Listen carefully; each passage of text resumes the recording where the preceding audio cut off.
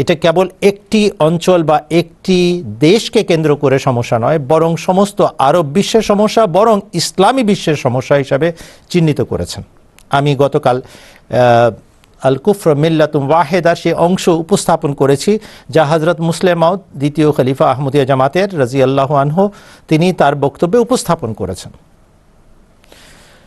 আজকে আমি শুধু এই কথা যোগ করতে চাই যে তিনি কেবল নিজে চেষ্টা করেছেন আর প্রবন্ধ লিখেছেন এবং আরব বিশ্বে তা প্রকাশ করেছেন তা নয়, তার মুবাল্লিগিন যারা আরব দেশে কাজ করছিল তাদের মাধ্যমে সেখানে প্রচার কাজ চালিয়েছেন এবং তার বাণী পৌঁছানোর ব্যবস্থা করেছেন। তখন যুবরাজ ফয়সালকে দিয়েও তিনি কাজ করানোর চেষ্টা করেছেন। তখন পর্যন্ত এই যুবরাজ ফয়সাল আহমদিয়া জামাতের সাথে পরিচিত ছিলেন, উঠা বসা রাখতেন, যোগাযোগ রাখতেন এবং প্রশংসা করতেন। এই যুবরাজ ফয়সাল পরবর্তীকালে সৌদি আরবের রাজা হয়েছিলেন।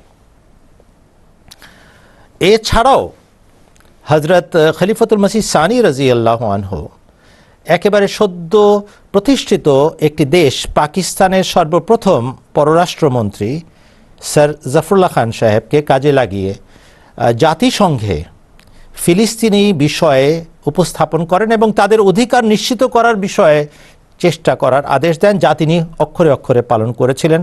আজকেও ইউটিউবে সেই বক্তব্য রয়েছে যা তিনি ফিলিস্তিনের বিভক্তির সময়ে প্রতিবাদ আকারে রেকর্ড করিয়েছেন এবং সেটা ভিডিওতে এখন পর্যন্ত রেকর্ডেড আছে।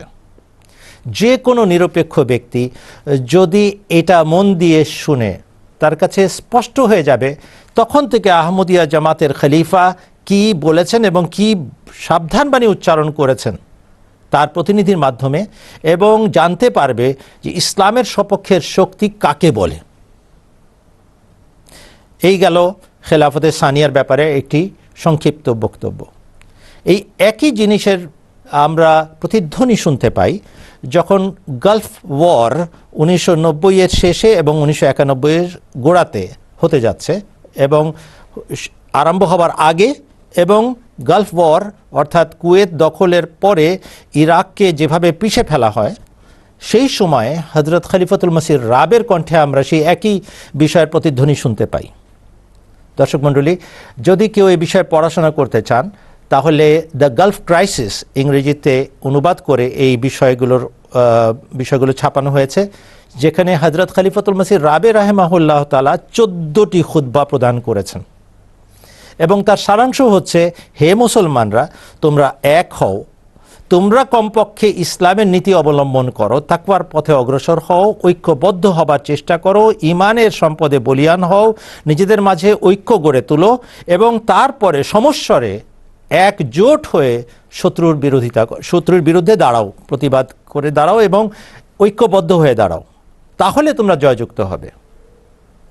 কিন্তু কে শুনে কার কথা? কিন্তু যার দায়িত্ব তিনি তা করে গেছেন এবং একাধারে বুঝিয়েছেন যে এই যে নিষ্পেষণ চলছে আরব বিশ্বে পরাশক্তির পক্ষ থেকে, এটা কেবল আরব পর্যন্ত সীমাবদ্ধ থাকবে না। এরপরে সর্ববৃহৎ আরব দেশ, যার মধ্যে সবচেয়ে বেশি সেনাবাহিনীর সদস্য বিদ্যমান, সিরিয়াকে তারা গ্রাস করবে, এরপরে চেষ্টা করবে পারস্যকে গ্রাস করতে, এরপরে সুযোগ বুঝে তারা পাকিস্তানকেও ছাড়বে না। সাবধানবাণী উচ্চারণ করেছেন তিনি, আর আমরা দেখতে পাচ্ছি কিভাবে তার কথা পূর্ণ হয়ে চলেছে। এই কিছুদিন আগে আরব স্প্রিংয়ের নামে যা কিছু হলো তার মধ্যে আমরা কি দেখলাম? যতগুলো শক্তিশালী দেশ মাথা তুলে দাঁড়াচ্ছিল সেগুলোকে অকর্মণ্য করে ফেলা হলো, একেবারে ওইগুলোকে শেষ করে দেওয়া হলো। একই সময় সিরিয়াতে দুই পরাশক্তি নিজেদের ঘাঁটি বেঁধেছে, ঘাঁটি রচনা করেছে।